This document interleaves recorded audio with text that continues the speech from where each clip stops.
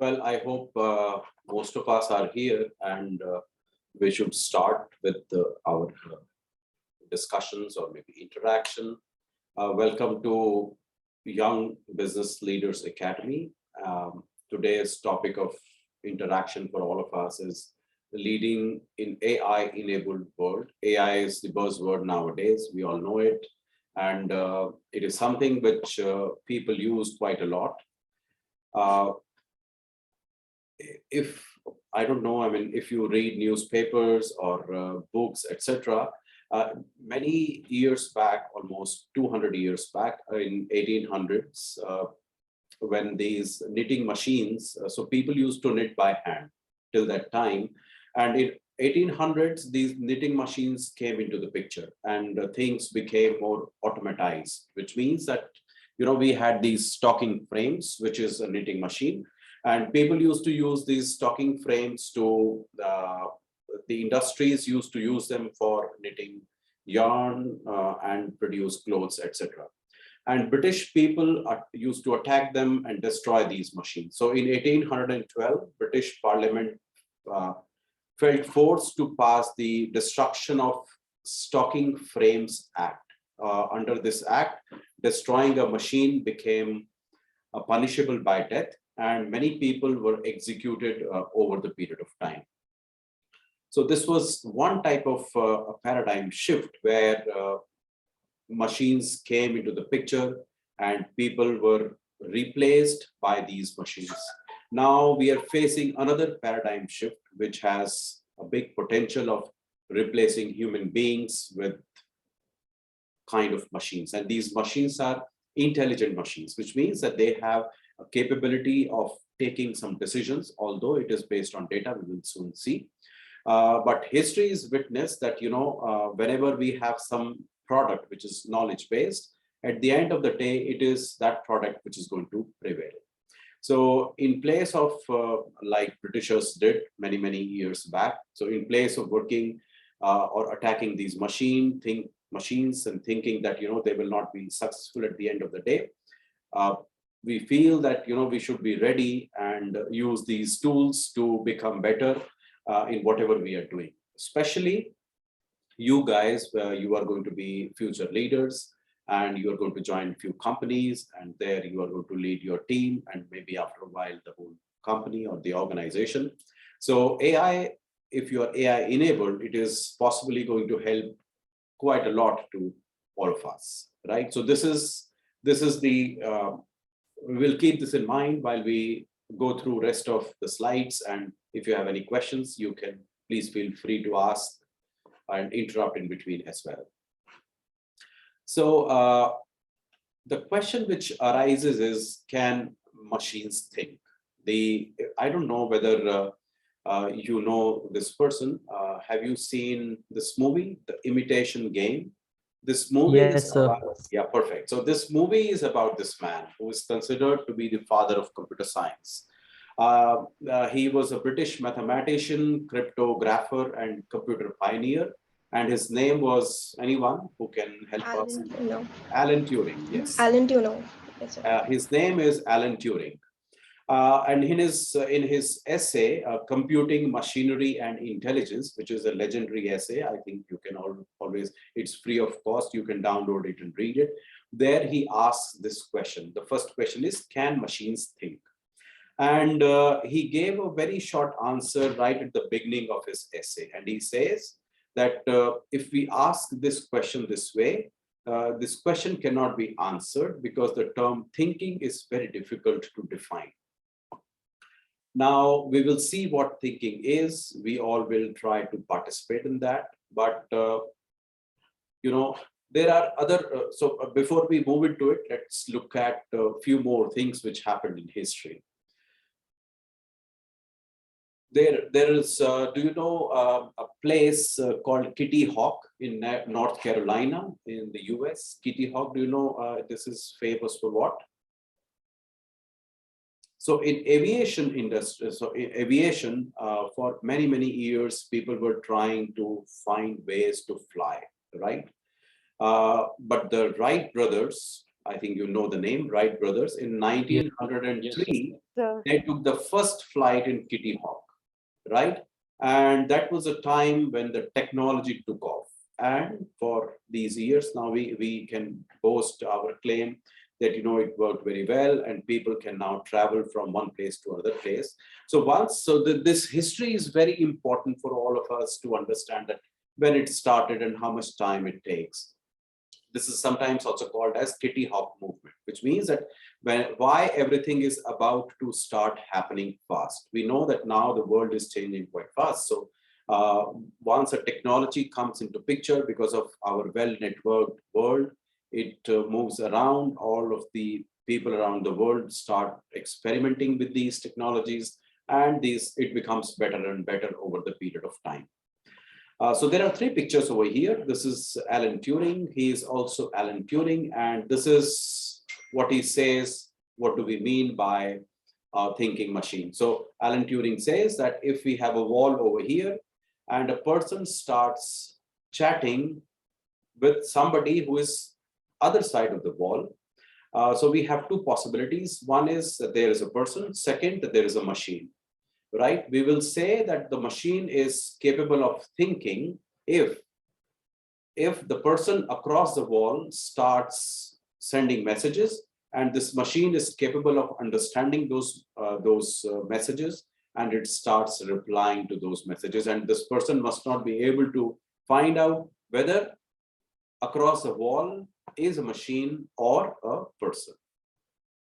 So this was in 1950 around when Alan Turing started doing all these things. But in 1971, Vinograd showed in his dissertation that computers are able to deduce the context of English sentences in children's books, right? And the first self-driving car was presented at Stanford. So this was 1974. This is also called as the moment of euphoria, right? Then after a while, from 1960s, 50s or 60s till 1990s, there was a kind of doom. People were not able to do much of it. But in 1997, AI took the center stage again. Through what? By IBM computers, Deep Blue, where it beat the reigning chess world champion Garry Kasparov. Right, so people thought that yes, now there is a possibility that we can actually design. So people were doing it, but 1997, when this Deep Blue was able to defeat Garry Kasparov, the world took it as a challenge, and people started working on it. In 2011, IBM's Watson system, which was called as Jeopardy, it won against the top quiz show champions of the recent years. And then there was also something which was called as Deep Blue. Deep Blue was the IBM computer which defeated Garry Kasparov. But unlike Deep Blue, Watson was a system which learned from the data, right? And it was more, this Jeopardy was capable of creating humorous, ironically formulated question, was able to think outside the box, and so on and so forth. So that was more or less the first AI-enabled technological advanced device or tool which was capable of doing a few things. In 2016, Google's AlphaGo. So there is a game which is called as Go game, and it is extremely difficult in the sense that there are millions of possibilities. So winning this game is extremely difficult. But scientists from Google helped to develop an adaptive system to victory over the best Go players in the world. And in 2016, the Google was capable of doing it, where AlphaGo was able to defeat the best players of Go. So it was clear by then in 2016, which is not very far, like 6 years back, it became very clear that intuition and creativity are no longer exclusive to human domains, right? So the journey which started in 1950s almost, when Alan Turing asked this important question, we keep on going and going, and therefore there was a point where, because of this self-driving cars at Stanford University, that was a moment of euphoria. Then things went well down, and then now, since 1990s, the graph of AI is continuously increasing. People are able to devise new technologies, tools, systems, and hardware also, which is capable of doing many, many things. So the first question which arises is to all of us is, what is intelligence, right? I'm going to share a link in the chat box. Just a second.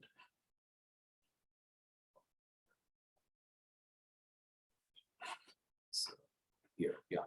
So if you, I think you will be able to look at that. Flash.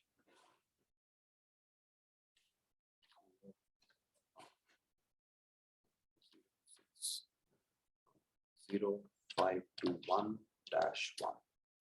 So here is a link in your chat. Please have a look at, click on this link. It will take you to a Google form where you can reply to this question. What do you think intelligence is? Right, and then I think it will be good if all of us can have a look at it. It will help. It will help us to, let me see. Is it working? That this link is working. Let me also try to check it out. If this is working, 05 060. It's working, sir. It's working. Working, perfect.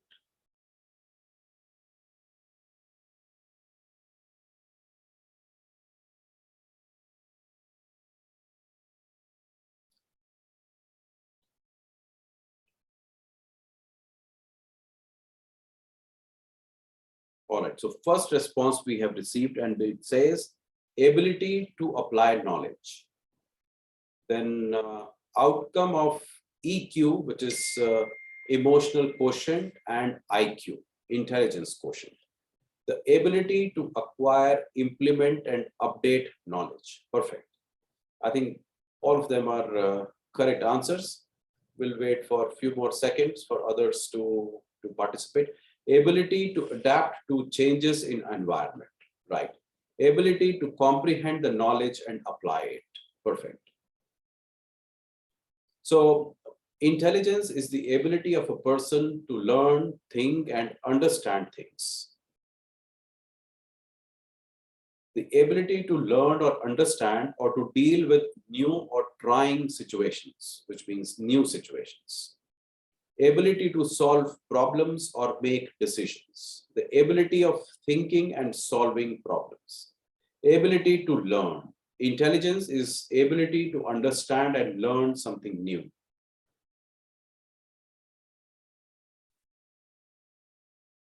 Mental activity directed towards adaptation of things and shaping them. Gaining or using knowledge. It is something that is done by a machine. Well, not necessarily, but yes, nowadays we are doing it. Ability to think, the power of knowing, the ability to understand or deal with new situations. Ability to think and learn from experience. Ability to apply knowledge. So more or less, if we look at these answers which we have received, ability to adapt, use logic, have self-awareness, and learn. So all this tells us that we try, when we say learn, what do we mean by learning? It indicates, there is another answer, ability to learn. So when we say learn, what do we mean? Generally, for example, if I am a child or you are a child, and we start our lives, and then, our mothers or parents or friends or uncles or aunts, they tell us that this is a tree. Then we somehow remember it. And then when we see a new tree, which is more or less the same, we say this is also a tree. But at the same time, there's a possibility that we look at a tree which doesn't look like exactly a tree, which is slightly different.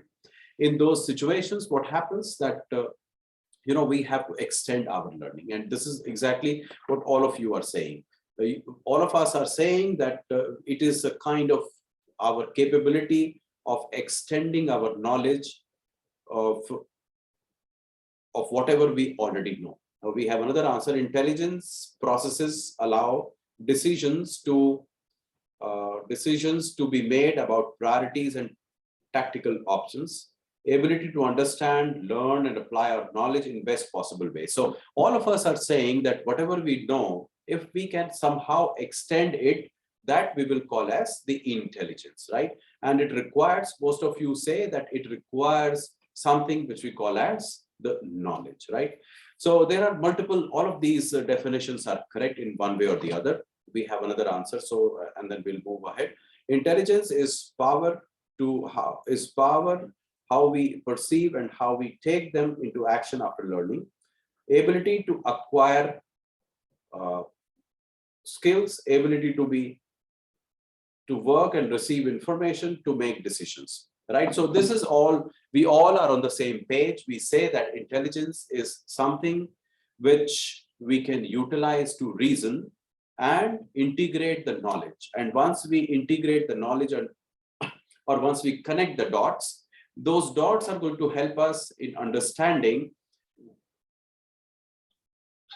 what exactly knowledge is. So according to Jean Piaget, intelligence is what you use when you don't know what to do, right? So which means that whatever we have, if we are capable of extending that knowledge, we will be able to learn much more. I will just, right? Here is a small video which tells us that, you know, how in millions of years we became whatever we are. So the theoretical definition as per Jean Piaget is intelligence is what we use when we don't know what to do, right? And if we answer to this question, whatever all of you have said just now, then we will be able to understand that all of them are absolutely correct.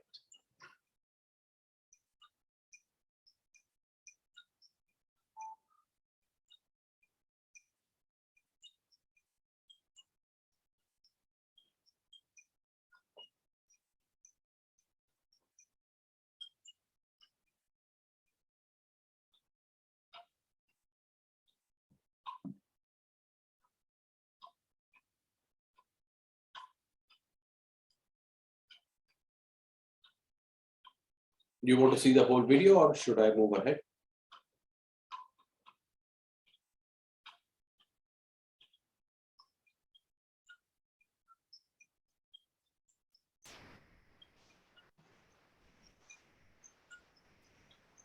Let's move ahead, sir. All right. So this is how things move, and slowly here we are. All right.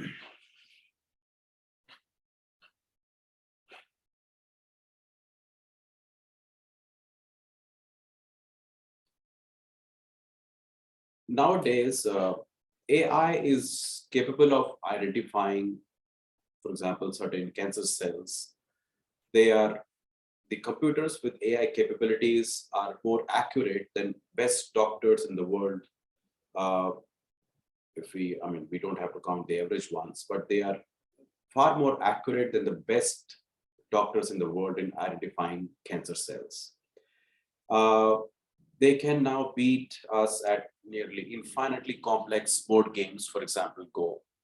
So the essential difference between what artificial intelligence is and the software, which means that a regular classical IT-based system, lies in the capability or the ability of AI to improve itself by using these neural networks or mathematical formulas as and when more data is available, right? So what happens in AI is that we, first of all, we design or create a neural network. We will not go into the details how to create it, but we create a artificial neural network. We pass some data into that artificial neural network, and then that data is utilized to tune that neural network so that it can, for example, predict something. For example, it can identify dogs, cats, human beings, and so on and so forth. Many a times it is going to give wrong results. So what do? We provide more data and it becomes better and better over the period of time. So this cat, dog, human beings are big things, and there is a possibility that it is much more easier to identify them. But if you look at cancer cells, for example, which are minuscule and they look like noise if we don't know how to identify them, if we are not the best doctors. These AI-based machines, as the amount of data increases, they become better and better. So, the advantage of using AI is that we create systems which are capable of learning. And as we just discussed, learning is nothing but applying the knowledge and extending it in such a way that we can face new situations. We are able to identify new situations in advance and so on and so forth. Now, if you look at some of the, nowadays, one of the most talked about system which is based on artificial intelligence is self-driving car. So self-driving car is a combination of multiple types of things. One of them is called as computer vision or artificial perception with predictive behavior, which means that, for example, when we drive a car, it is not only about driving, it is also about steering, braking, when to accelerate, and so on and so forth. But we know that nowadays these cars are capable of doing all these things, which means that they are capable of steering, braking, accelerating, reducing the amount of accidents which happen on road, and so on and so forth. So these fancy cars do not only steer, brake, and accelerate, but they are also able to recognize the shape of raindrops in the windshield. And once they identify these raindrops, they activate the windshield wiper automatically, right? For human beings, it's very, very easy to identify whether drops are rain or not, but for a machine, it's extremely difficult. But these cars, these self-driving cars, are capable of doing that. So you can think that how difficult these technologies are and where we are as of now. If we don't talk about self-driving cars, which is combination of multiple difficult technologies, and if we look at regular things, there is something which is called as machine learning. Machine learning is, so there is AI, which is artificial intelligence, and then we have machine learning, then we have deep learning. So AI is like the mother of all, and based on what type of processing we are going to do, we call one section of that AI as machine learning, another section as deep learning, and so on and so forth. Then we have robotics. So robotics is something which is very familiar to us. What do scientists do? Robotics scientists, they integrate artificial perception and automatize the planning with actuators. So, these robots are capable of walking around, talking with people, serving in restaurants, and so on and so forth. Then we also have something which is called as image reconstruction. I think most of you are able to identify this sign. Can you tell me what it is? Snapchat. Snapchat, right? So we have Snapchat. So in this image recognition, what happens that, we have images which these technologies are capable of identifying automatically. Then we have something which is called as natural language processing, which means that we have text. It is automatically capable of understanding the text, and generation also we can do. If I don't know if any of you have used Grammarly. Grammarly is a software which uses natural language processing. So for example, if you write something and if it is not correct, even in Gmail, if it is not semantically correct, it will tell you that, there is some problem in your sentence, and Right, please correct the syntax, right? What is it? Syntax, Yes, yeah, syntactical problem. Then many of us use speech recognition nowadays quite frequently. For example, you may be having eco devices, which are Amazon Alexa. Maybe you are using Google Assistant, which is OK Google, or maybe Siri, which is developed by Apple. They are all speech processing technologies. What happens that, they are capable of not only understanding what we are saying, they are capable of taking some action too. Many of you must have used, something which is called as, I think, yeah, so let's go back. So, many of you must have used Google Photos. When you upload photographs on Google, it is capable of identifying who the person is automatically, right? How does it do it? Yes, Initially, what is it? So initially we tag people, right? We say that this is person X, this is person Y. And after a while, Google Photographs is capable of identifying persons all by itself. And it happens with Facebook too, right? Once you upload a photograph, it tells you, oh, this guy is that, this guy is that, and so on and so forth. So you can quickly tag them. This is called as personalization. Personalization is nowadays a very so something which people or these companies use quite a lot. So it is an automated process. So you can see that how easy it becomes for all of us to automatically create albums which are based on either person or the place which they visit and so on and so forth. So this all happens with the help of artificial intelligence. If we don't have this AI algorithms, it is extremely difficult.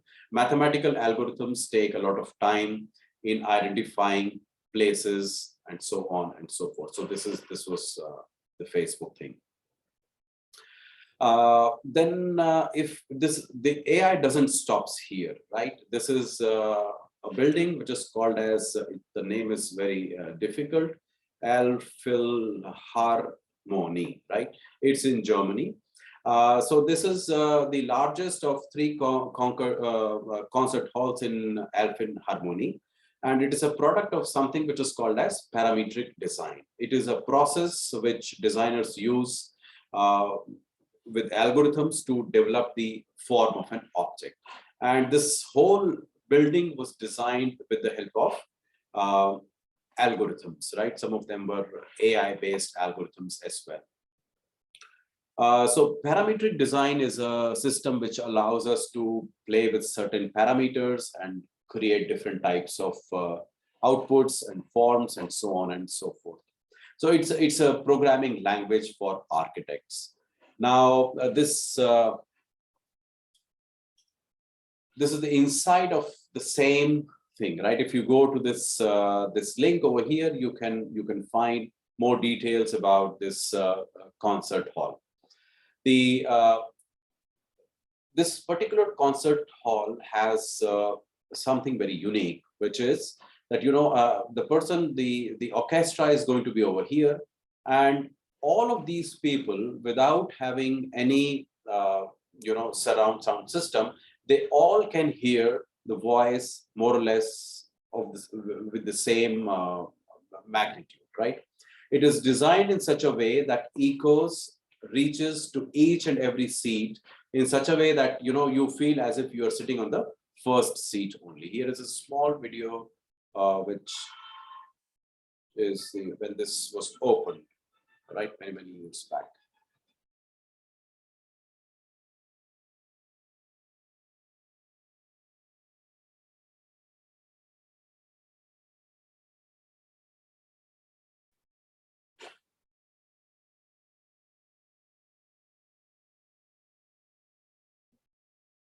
So this whole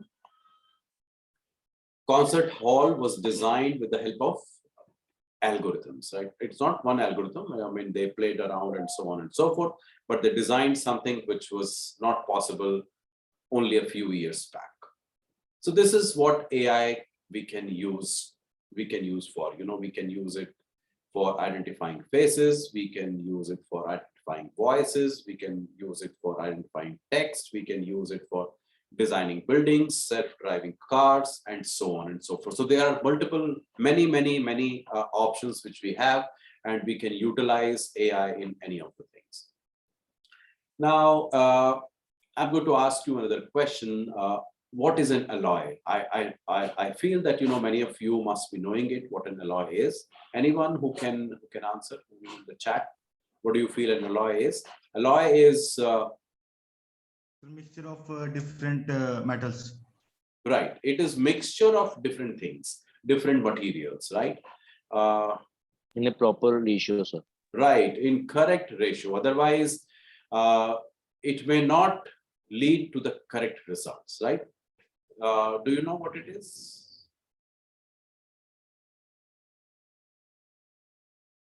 I mean, which place is it? Is this the Ashoka pillar in Right. Kutub? This is Ashoka Stambha, Ashoka pillar in Delhi, right? And it is made up of an alloy, which is like kind of iron, but it is different from that iron. We can call it that this is steel, maybe.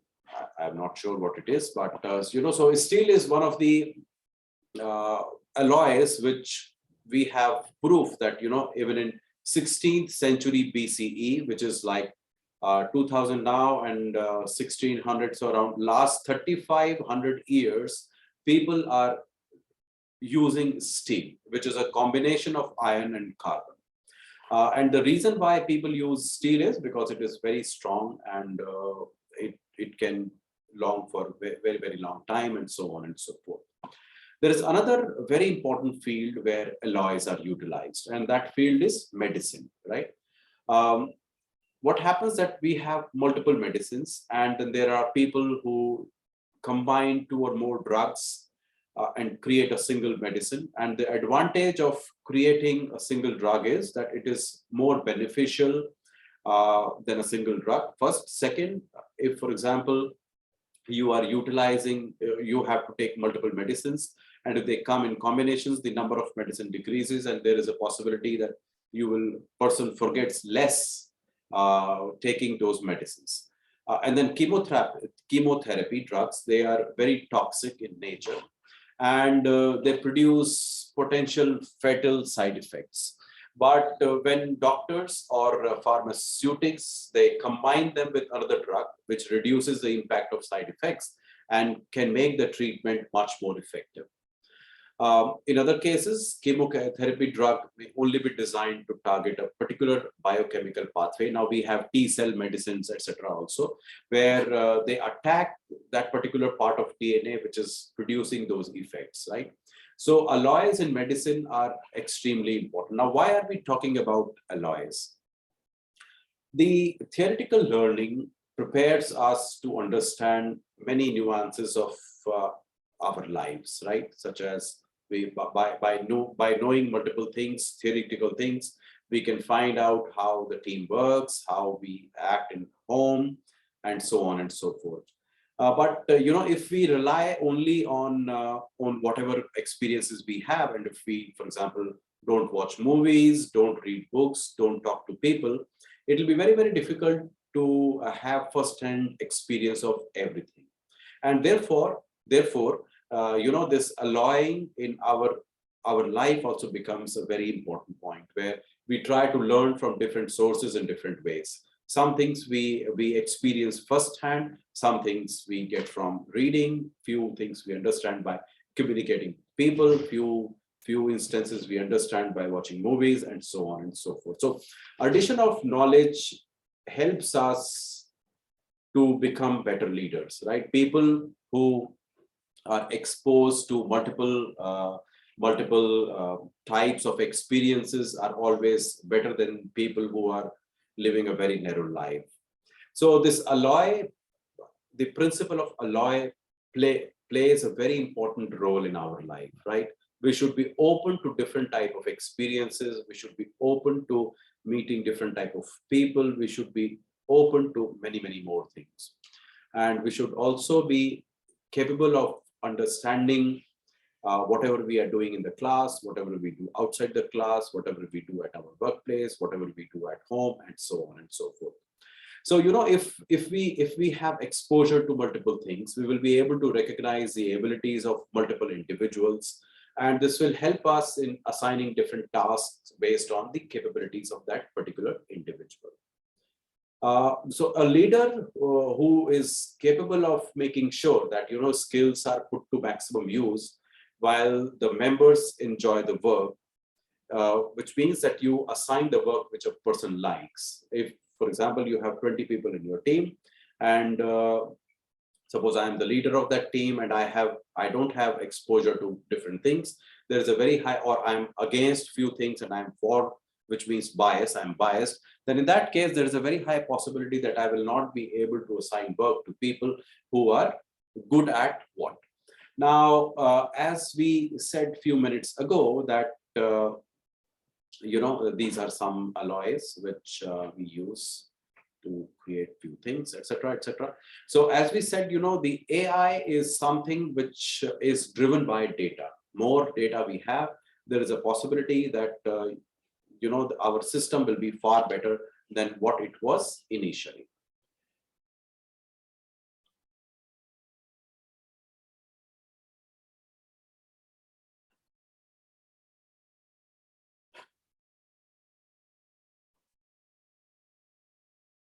So these all are examples of alloys.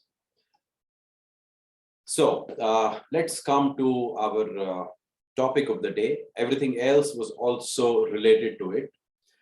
So who is a leader? A leader is the one who knows his or her team.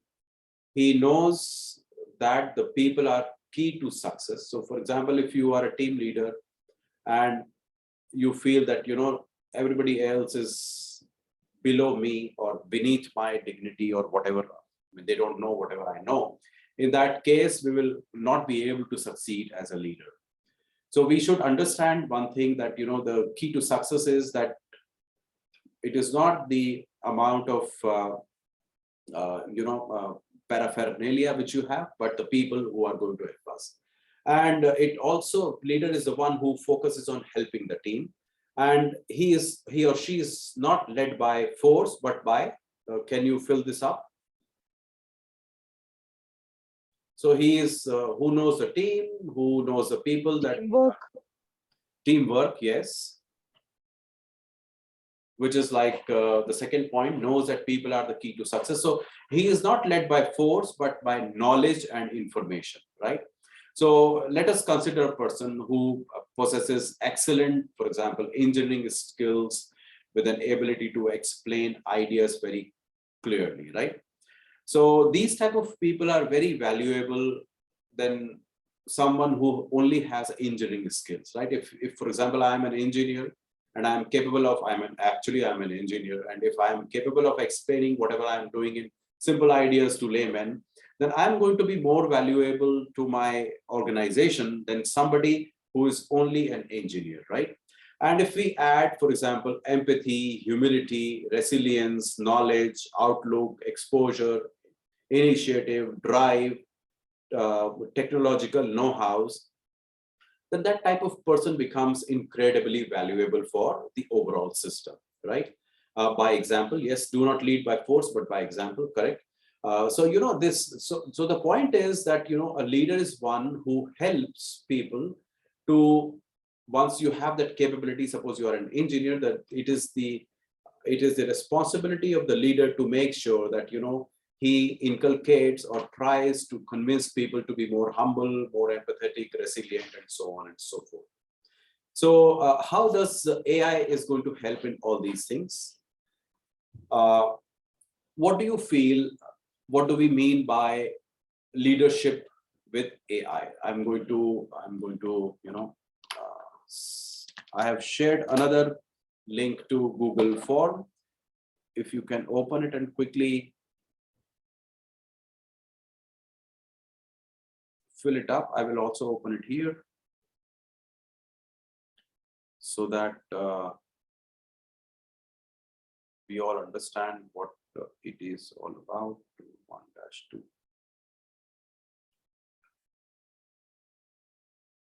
What do you think leadership with AI means?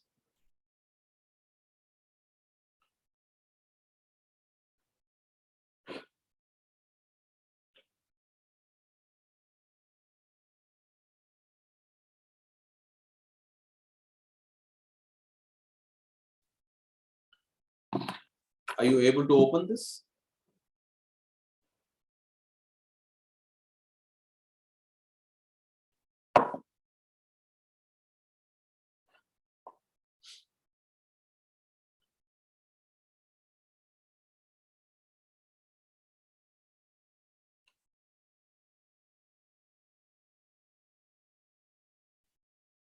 Helps leaders to predict situations, make difficult business decisions for better and profitable outcomes for the institution or the industry.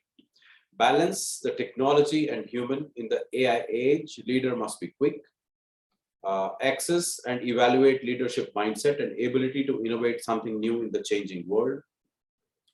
Better management, better working, less burden. Assess and evaluate current leadership mindset, team ability to innovate and reinvent in a changing world, and organizational ability to respond to change. Using AI in fulfilling the vision of future, access and evaluate the current scenario using wide range of data, combining the leadership skills with the current set of advanced technologies for effective implementation. I will read it again. Combining the leadership skills with the current set of advanced technologies for effective implementation. Correct? Efficiency in achieving the outcomes. Leadership with AI means that the leader of the group gives rewards by measuring employee data. Also a leader who uses data to solve problems. Perfect. Helps in better decision making by providing accurate data. To present our views on AI and altogether come to a conclusion for implementation with collective efforts of the team, and so on and so forth. Help in completing the tasks beforehand. So leadership with the AI is all of them put together. Access and evaluate the current scenario using wide range of data. Leadership with AI improves working of an organization in this dynamic world. Reduces the wastage of resources by providing accurate data. So the point is that all of you have understood it well, that when we speak about leadership with AI, we are more concerned about the data, how we can utilize this data, right? So there are multiple tools which leaders of an organization nowadays uses. For example, Google Cloud, Microsoft Azure, Google Docs, Trello, Anydo, Slack, not Slack, I think Slack, and so on and so forth. So this all people do. I will tell you a few examples. There is a Japanese insurance company which is called as Fukoku Mutual. It is based on AI's IBM Watson system, and it calculates the reimbursements for medical bills according to each insurance contract's individual terms. And then there is another one, which is a hedge fund company. I think you know what hedge fund is. And algorithms do much more than merely making decisions about investment. So what happens that, they feed the system with extensive employee data, and we have robot bosses, right? And it knows what is likely the best business strategy and best team composition for a particular task. And it makes recommendations for promotions and layoffs and so on and so forth. So it is helping the top guy in understanding how people in the team are working. So if the data, so everything we should understand one thing, that when you guys are going to become leaders, one thing is very, very important, that is the AI-based decisions are all data-based decisions, right? So whatever comes from the amount of data, better is going to be the possibility of getting to the correct decisions. Which might not be true all the time, because there is a possibility that if, for example, we have biased data, right? If we are feeding the system with more or less same type of data, then system will not be able to make decisions which are not within this part of the data system. But keeping in mind that, if we have data which is widespread and more or less we have all the information, if we have that type of situation, in that case, AI systems will be able to make decisions much more quickly, and they are going to be less expensive. For example, less expensive than if you were running a truck company, than if you hire these self-driving trucks. You don't need a lot of administrative staff because you can collect this data all by yourself. You don't need many sales clerks because you will be able to find out that, this is our audience to whom we would like our company's information to be sent to. So we can use GMAS, for example. Sales clerks are not required. Less doctors are required over the period of time. Investment bankers might not be required. HR managers might not be required, and so on and so forth. So the point is that, and this is happening right now, more amount of data people are feeding in these AI systems. These AI systems are becoming better and better over the period of time. And after a while, they will be able to make decisions which are going to be far better than whatever decisions we can make as leaders in a company which do not use AI.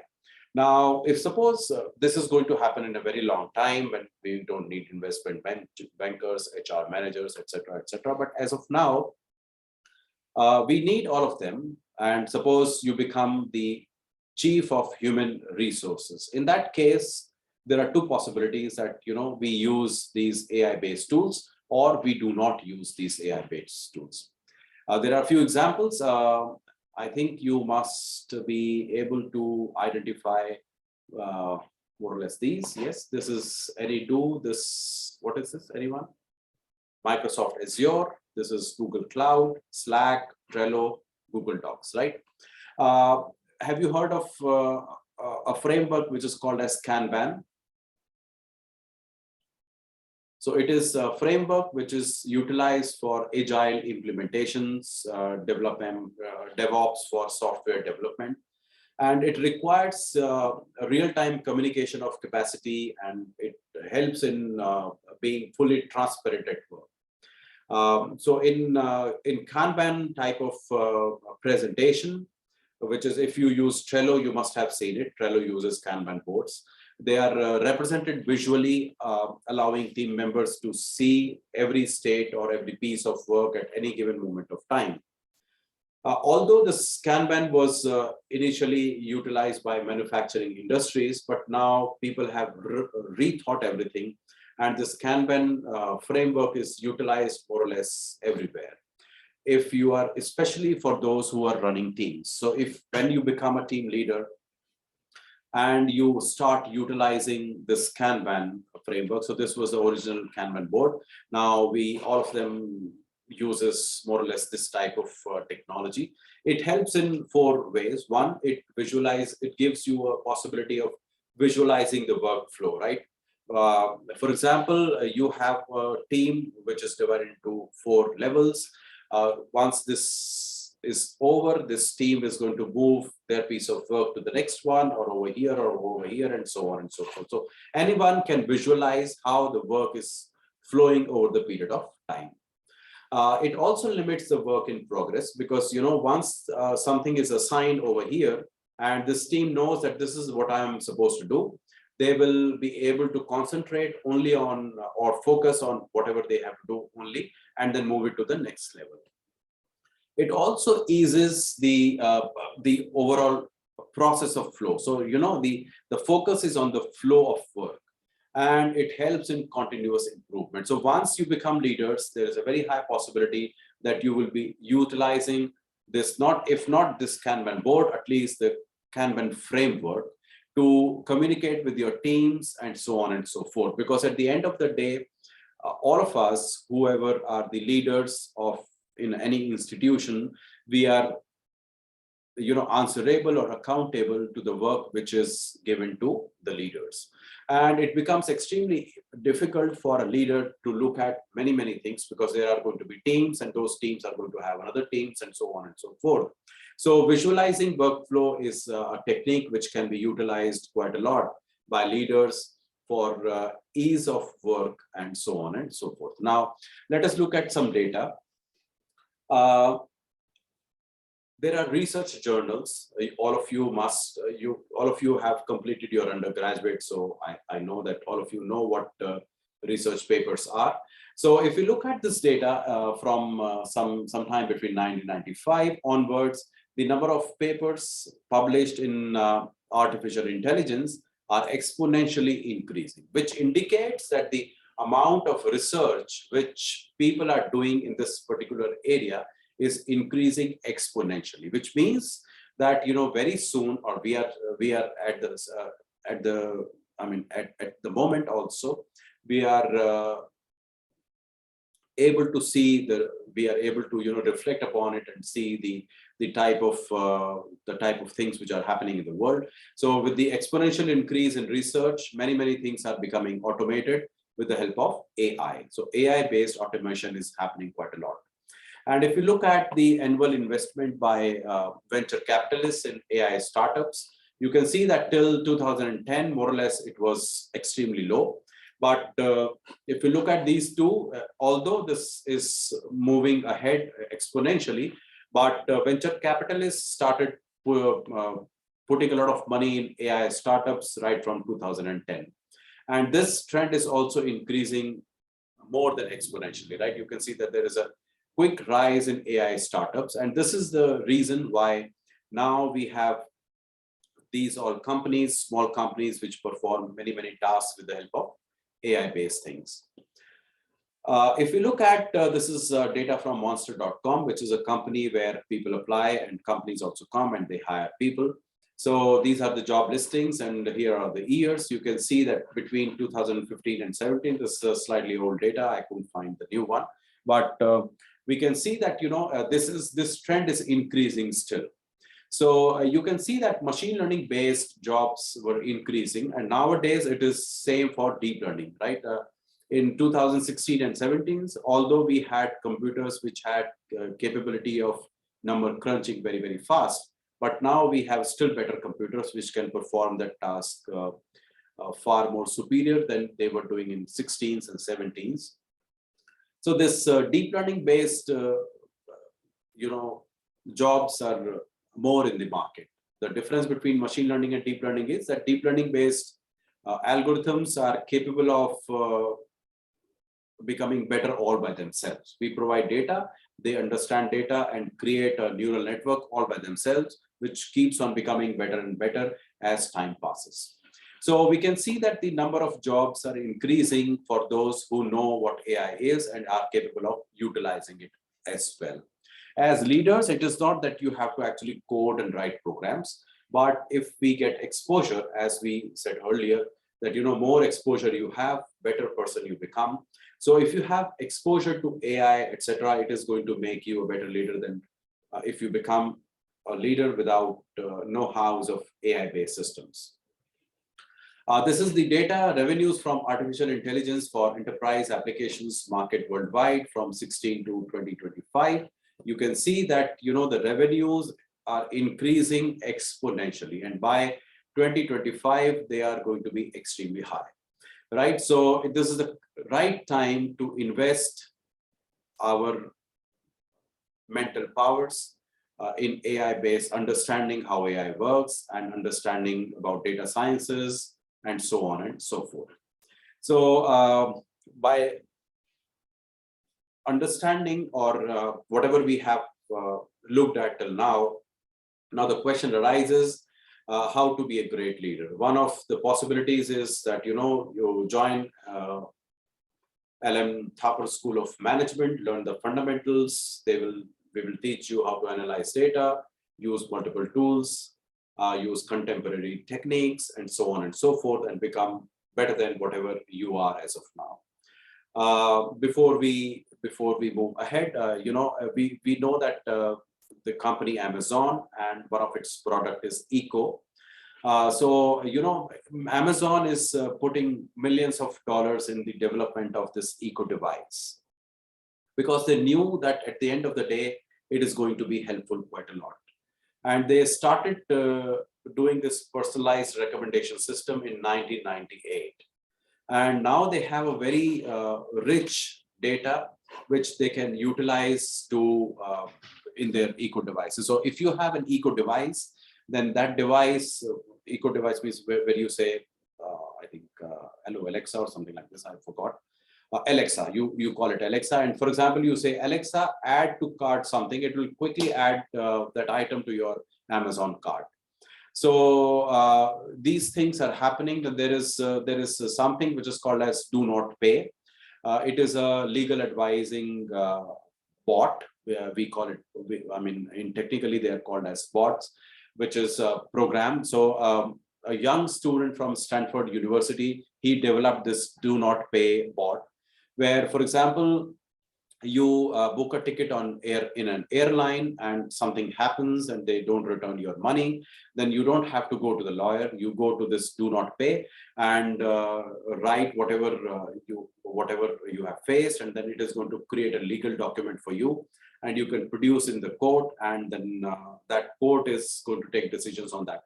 So this robot was capable of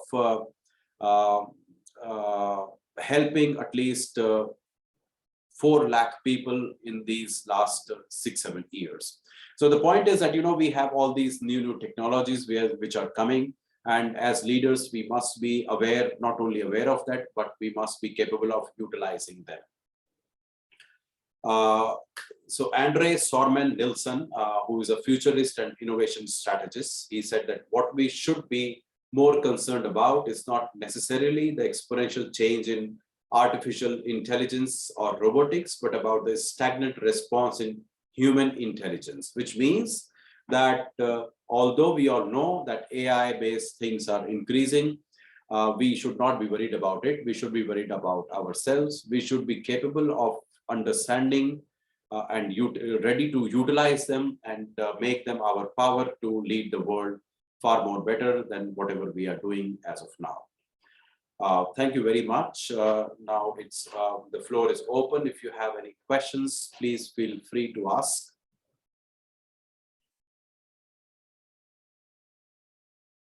Or maybe you can write in the chat if you have any doubts, any questions or anything.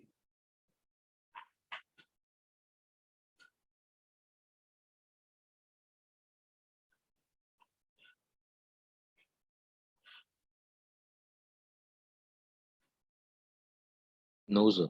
All right. So there is another fact that, American National Bureau of Economic Research calculated that each new industrial robot is capable of automating approximately 6 human jobs, which means that we are all in a situation where if we do not utilize these state-of-the-art tools and techniques, we possibly will not be able to deliver our work as somebody else who is aware of all this can do. Okay, thank you everyone. If you don't have any questions, we will call it a day, and we'll meet again on I think 13th of June, when we'll have the second part of this talk. Thank you. So Rahul has asked something. Thank you, sir. Thank you, sir. Thank you, sir. Thank you, sir. There is a question asked by Rahul. What is it? Yeah, there is a, what is it? There is a question Are there asked by Rahul. Yeah, there are any projects related to AI which we can join in our college? Yes, there are many. Once you come and join the university as an MBA student, you will have the possibility of joining various projects which run at any given moment of time. They are generally, the professors are the ones who are responsible for these projects. So once you join, you have to approach those professors. You can approach me also, and then you can get yourself involved in these AI-based projects where you can not only, so for example, engineering graduates, Thapar University is known for its engineering programs. So engineering graduates are the ones who try to develop new tools and techniques. As a management student, you can work on AI-related projects where you use these and create something which is capable of doing something completely different and which is completely novel. A few years back, one of the students, one of the MBA students, he worked with me on a project where we tried to, extract the emotions which a person shows, and it helps quite a lot in companies. So, for example, if you are an advertising company, and if you can identify the emotion of a person, then you can create the advertisements in such a way that it supports the emotion of the person. and so on and so forth. So these are some possibilities as an MBA student. If you join our university and join a project, I think it will be better if you join a project where you use all these already developed tools and techniques, and then over the period of time you create something new, which is a kind of what do you call it? Not a system, but a device, not even a device, but something which can be utilized by leaders or the managers to ease their life in their workplaces. So this is all you can do. There are multiple opportunities. When you come and join us, you will be able to explore all of them. Anything else? No, sir. All right. Okay. Thank you, everyone. Thank you so Thank much, you, sir. sir.